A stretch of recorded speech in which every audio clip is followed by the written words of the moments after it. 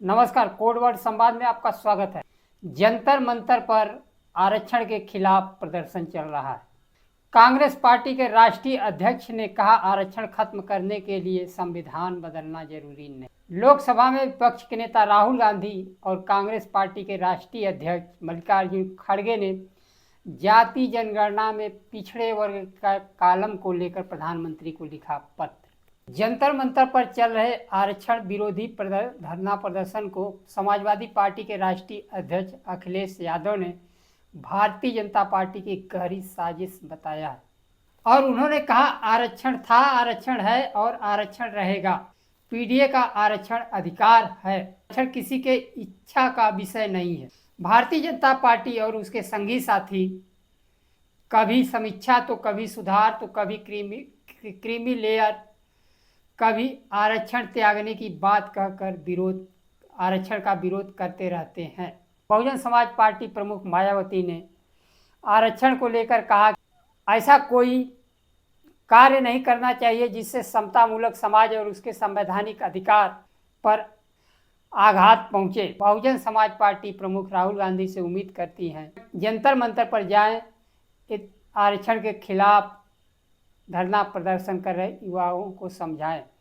साहिल लोचब के एफआईआर का जिक्र किया, जिसमें राहुल गांधी थाने में बैठकर प्रदर्शन कर लोचब का एफआईआर कराया। जंतर मंतर पर आरक्षण के खिलाफ चल रहे प्रदर्शन को कोई राहुल गांधी उम्मीद रखने के बजाय स्वयं करना चाहिए या उसके खिलाफ धरना प्रदर्शन में उतर जाना चाहिए। आपकी लड़ाई दूसरे के भरोसे नहीं चल सकती। कांग्रेस पार्टी के राष्ट्रीय अध्यक्ष मल्लिकार्जुन खड़गे ने कहा, आरक्षण खत्म करने के लिए संविधान बदलना जरूरी नहीं है, आरक्षण वाली नौकरियां ही खत्म कर देना काफी है। केंद्र की मोदी सरकार चोर दरवाजे से आरक्षण हटाने की साजिश रची है। सवाल रोजगार का नहीं है, न्याय का है। सरकारी पद खाली रखो, आरक्षण खत्म। पीएसयू बेच दो, आरक्षित नौकरियां खत्म। अस्थायी नौकरी को ठेके पर दे दो, आरक्षण खत्म। 2015 में 4,21,000 खाली पद थे।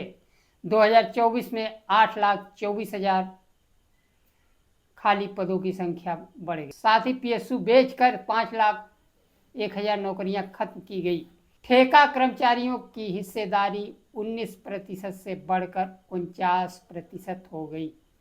सामाजिक न्याय विरोधी भारतीय जनता पार्टी सरकार का एजेंडा यही है। पद खाली रखो, पीएससी बेचो, ठेकेदारी बढ़ाओ, एससी, एसटी, ओबीसी, ईडब्ल्यूएस उसका संवैधानिक अधिकार जो आरक्षण के जरिए मिला है उसके छीन लो। देश में जनगणना का काम चल रहा है। 2024 के लोकसभा चुनाव के समय प्रधानमंत्री नरेंद्र मोदी ने जाति जनगणना कराने की बात कही थी। जनगणना में जाति का कॉलम तो दे दिया गया, लेकिन पिछड़ा वर्ग का कॉलम न देकर पिछड़े वर्ग के साथ सरकार धोखा कर रही है।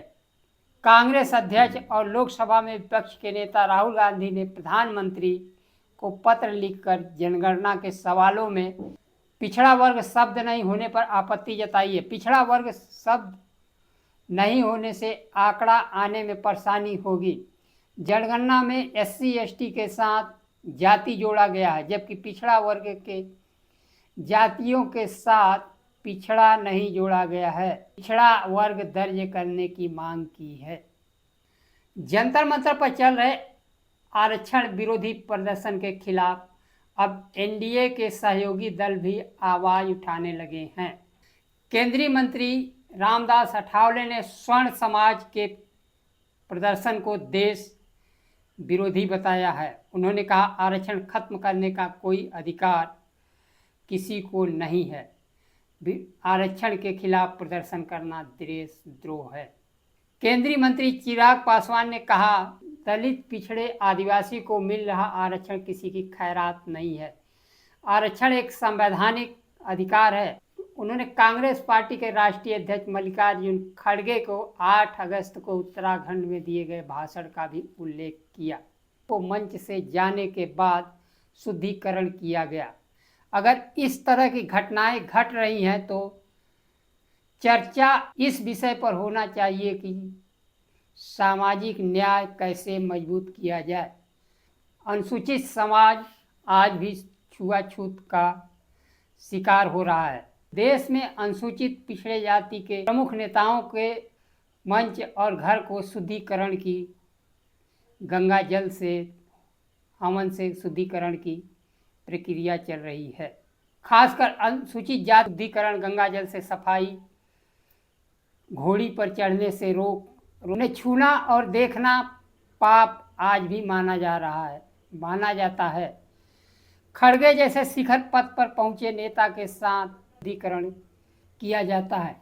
वहीं समाजवादी पार्टी के राष्ट्रीय अध्यक्ष तथा पूर्व मुख्यमंत्री अखिलेश यादव मंत्री का पद छोड़ने के बाद घर खाली करने पर गंगा जल से उनका घर शुद्ध किया जाता है। तो दलित हो चाहे पिछड़े हो, आज भी भेदभाव के शिकार है। अब ऐसे में देश का सर्वोच्च न्यायालय इस भेदभाव को रोकने में सक्षम साबित नहीं है, लेकिन वह दलितों पिछड़ों में क्रीमी लेयर की रेखा बार बार खींचते रहे हैं। खड़गे के अखिलेश यादव के शुद्धिकरण से यह बात साफ हो गई है। बात हो चाहे अयोध्या में राम मंदिर का उद्घाटन हो, राष्ट्रपति को आमंत्रित नहीं किया जाना, संसद भवन के उद्घाटन सत्र में देश के राष्ट्रपति को आमंत्रित नहीं किया जाना, यह अपने आप में दर्शाता है कि क्रीमी लेयर की बात करना बेईमानी है। भेदभाव, क्रीमी लेयर थोप कर आरक्षण से वंचित करना भेदभाव जारी रखने का प्रमाण जारी करना है। देश से, समाज से भेदभाव खत्म नहीं हो जाता है तो आरक्षण दलित पिछड़े आदिवासी समाज को जारी रखना चाहिए। क्रीमी लेयर की बात करना एक बेईमानी है। आरक्षण कोई आर्थिक आधार पर संबल बनाने का, आरक्षण सिर्फ आर्थिक आधार पर संबल बनाने का जरिया नहीं है, बल्कि सामाजिक आधार पर भेदभाव, भागीदारी, हिस्सेदारी सुनिश्चित करने का भी रास्ता है। आज के लिए बस इतना ही। नमस्कार। जय संविधान।